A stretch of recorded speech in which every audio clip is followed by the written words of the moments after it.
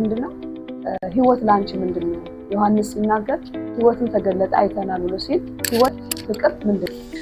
ያው ዮሐንስ የሚለው ህይወት ተገለጠ እኛም አየናት ይላልና ያ ህይወት ማለት መጀመሪያ የተገለጠው ቃል ነው ለኛ የተሰጠንና ቃል ማለት ጌታ ኢየሱስ ክርስቶስ ነው።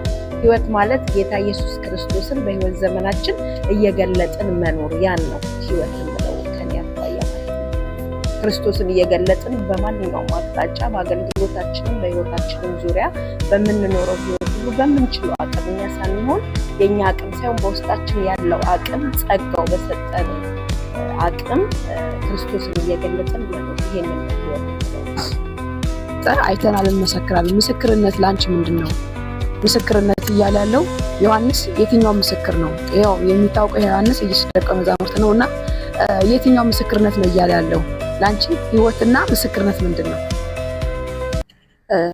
ምስክርነት ማለት የተሰቀለው ክርስቶስን መስበክ ደግሞ ክርስቶስን ያልሰሙት ቤተሰብ ክርስቶስን ያላወቁት ቤተሰብ ማስታወቅ እና ወንጌል በኃይል መስራት እፈልጋለሁ እና እዚህ ቪዲዮ የምትሰሩ ቤተሰቦች ክርስቶስን እንድትቀበሉ እና ክርስቶስን እንድታውቁ እሱ የዘላለም ህይወት እረፍት የሚሰጠው እረፍት የምናገኝበት ክርስቶስ ነው እና እኛ የምንሰብከው የተሰቀለ ክርስቶስን ነው።